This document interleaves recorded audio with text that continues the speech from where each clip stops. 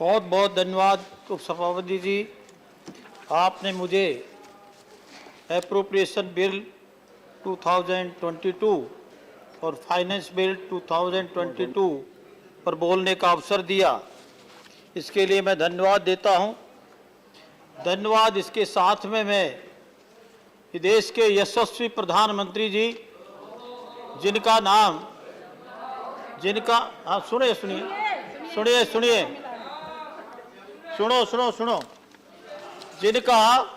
नाम लेने में भी सामने वालों को प्रशंसा तो नहीं करेंगे वो, लेकिन लगता है कि उनको वो डर लग गया है। जो बच्चों को सुनाते थे, शोले फिल्म देखी थी उपसभापति जी, जिन्होंने भी देखी, गब्बर सिंह आ रहा है, तो उनको माननीय नरेंद्र मोदी जी, जिसको आज विश्व के अंदर जिन्होंने अपनी पहचान बनाई है और जिनकी जो रेटिंग है नंबर 1 पर है, बोले। लेकिन उनका नाम सुनने में भी हमारे विपक्षी दलों को अच्छा नहीं लगता। लेकिन वो यशस्वी है, और यशस्वी इसलिए है कि उनके कार्यकाल में जितने भी बजट आए, दिशा निर्देश में जो बजट आए हैं 2014 से लेकर के 2022 तक, और जो वित्त मंत्री महोदय आए और मंत्री महोदया ने जो ये बजट 2022-23 का जो प्रस्तुत किया है, इसके अंदर प्रधानमंत्री का सोच, इस तरह सोच कि देश के अंदर हो सकता है कि दिक्कतें आए, चुनौतियां आए, और चुनौतियां आई है जिनकी मेरे पूर्व सांसदों ने अच्छी तरह से पूरे विस्तृत रूप से आपको बताया है। मनन करना चाहिए, चिंतन करना चाहिए, लेकिन दृष्टिकोण ये रहा मेरा सामान्य मानवीय जो लेमैन है, जो गांव गरीब और मजदूर और किसान है, महिला है, युवा वर्ग है, उन लोगों को दिक्कत नहीं हो। माइक्रो लेवल से हम बढ़े, मैक्रो लेवल पर जाएं, लेकिन उसके अंदर जो गरीब है, मध्यम क्लास है, उसको कहीं दिक्कत नहीं हो।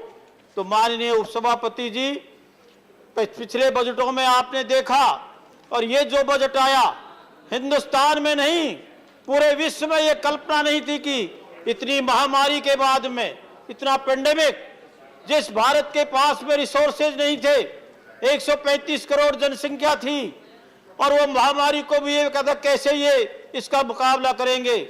बहुत सारी चुनौतियां थी, महामारी के दौरान सुनामी भी थी, पड़ोसी देशों की भी जिस तरह का माहौल था, लेकिन माननीय नरेंद्र मोदी जी के नेतृत्व में कोविड-19 की तीसरी लहर तक को जिस तरह से संभाला, पूर्व वक्ताओं ने बोल दिया है, मैं उसको रिपीट नहीं करना चाहूंगा क्योंकि समय की सीमा है।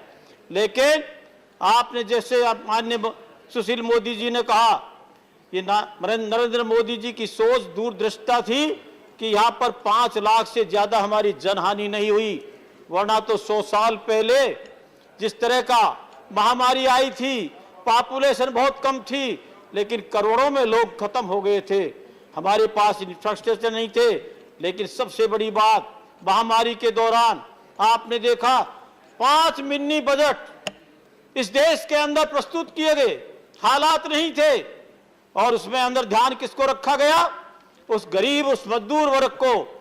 और आज कुल मिलाकर के देखें तो उस समय 2,68,000 करोड़ गरीब लोगों के लिए, उनको रोजी रोटी के लिए, उनके साथ में वो भूखा नहीं जाए। 80 करोड़ लोगों को जो खाद्यान्न दिया गया, ये छोटी बात नहीं है।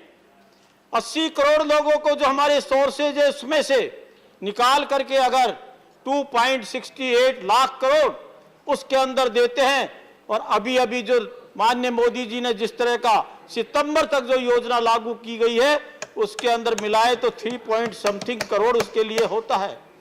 ये सितंबर तक कि मेरा जो गरीब की कहते हैं कि गरीब यहाँ भुखमरी में मर रहे हैं, महंगाई से शोर है, आज गरीब महंगाई के लिए नहीं चिल्ला रहा, आज वो लोग चिल्ला रहे हैं गरीबों ने, जिनको बिल्कुल ठुकरा दिया है, गरीबों ने नकार दिया है। उन्होंने देखा है कि 60 वर्ष के अंदर, दशकों से 1947 के बाद में गरीबों का नारा दिया, किसानों का नारा दिया, महिलाओं का शक्तिकरण का नारा दिया, युवाओं को रोजगार देंगे, इन सब चीजों को वो झुमेले उनके थे। इसका रिजल्ट क्या आया? देश के अंदर उनके कार्यों के कारण से हम चाहते हैं विपक्ष मजबूत रहे, माननीय नरेंद्र मोदी जी बार बार कहते हैं कि विपक्ष मजबूत होना चाहिए। स्वच्छ डेमोक्रेसी के अंदर, हेल्दी डेमोक्रेसी के अंदर, अगर डेमोक्रेसी में अगर विपक्ष नहीं होगा तो डेमोक्रेसी सही नहीं चलेगी। लेकिन हमें दुख इस बात का है, हमारे विपक्ष के लोग झूठ पर झूठ बोल करके अपनी पाठशाला में ऐसे झूठे तैयार करते हैं। आप प्लीज, मैं माननीय उपसभापति जी आपसे संरक्षण चाहूंगा। अगर मेरे फिगर में बोले दीजिए प्लीज। देखिए मेरा टाइम बहुत कम है, इसको एक्सक्लूड कर दें आप। मैं किसी के लिए प्रति नहीं करा, लेकिन वास्तविकता है उसको अगर आपने नहीं देखा तो निश्चित है कि आने वाले समय में आपके लिए कोई चांस नहीं रहेंगे। ये देश बड़ा समझदार है। आज आपने देखा बेरोजगारी कैसे दूर होगी। आज इस बजट के अंदर हमारे दोनों एप्रोप्रिएशन जो बिल के अंदर जिस तरह का अमाउंट है, जो 1 अप्रैल से हमारे मंत्रालयों के माध्यम से जो आवंटन होगा और जो विकास कार्य होंगे पीएम गति शक्ति के माध्यम से, उन 7 इंजनों को 7 सेक्टरों को जोड़ा है। माननीय उपसभापति जी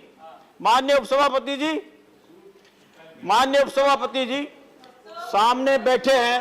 एक मत करो प्लीज। माननीय उपसभापति जी, records will be verified and action will be taken accordingly. नहीं आप सुनिए। Records will be verified. माननीय सांसद महोदय आप सुनिए आराम से। मैं आपकी क्रिटिसाइज नहीं करूंगा, महाराष्ट्र की क्या स्थिति है। मैं ये बताना चाहता हूं कि आज जो कैपिटल एक्सपेंडिचर इस महामारी के बाद, ठीक नहीं है, ये ठीक नहीं। इस महामारी के बाद में कैपिटल एक्सपेंडिचर जिस गति से बढ़ाया है 7.52 लाख करोड़ रुपए जो कैपिटल एक्सपेंडिचर है, अगर उसके अंदर स्टेट फाइनेंस असिस्टेंस और ग्रांट को इंक्लूड करते हैं तो 10.68 लाख करोड़ हो जाता है। इससे क्या होगा, इंफ्रास्ट्रक्चर बढ़ेगा, और इंफ्रास्ट्रक्चर जो बढ़ता है कैपिटल असेट्स बढ़ती है तो मल्टीप्लाई जॉब होंगे और उससे जॉब क्रिएशन होगा। इतना ही नहीं, पीएलआई स्कीम के माध्यम से हमने सिद्ध किया है, पहले 10 सेक्टर को लिया था, अब 14 सेक्टर को लिया है, और जो प्रोडक्शन लिंक इंसेंटिव स्कीम है उसके कारण से आपको मैं बताना चाहूंगा, समय नहीं है, डाटा है कितने इन्वेस्टर आ रहे हैं। हम पब्लिक सेक्टर को भी इनवाइट कर रहे हैं, पब्लिक इन्वेस्टमेंट में भी होगा, प्राइवेट इन्वेस्टमेंट भी होगा। मैं ये आपको बताना चाहता हूं। और टैक्सेशन की बात अगर हम करते हैं तो टैक्सेशन का जितना इंप्रूवमेंट इस 7 साल के अंदर टैक्सेशन में हुआ है, चाहे वो डायरेक्ट टैक्स हो या इनडायरेक्ट टैक्स हो, कॉर्पोरेट जगत को राहत देना, मैन्युफैक्चर को बढ़ाना, प्रोडक्शन को बढ़ाना, डिमांड के अनुसार से सप्लाई होना, टैक्स को कम करना जरूरी था, और इनकम टैक्स में इंडिविजुअल व्यक्ति पर भार नहीं पड़े। इस महामारी के बाद में भी 2 वर्ष के अंदर उसके अंदर 0% कहीं उनको टैक्स को नहीं बढ़ाया जाना। जबकि मेरे पूर्व सम्मानीय वक्ताओं ने, उपसभापति जी उल्लेख किया है, जो डेवलप्ड कंट्री है उन्होंने 30% से लेकर के 50% तक टैक्स बढ़ाया गया है।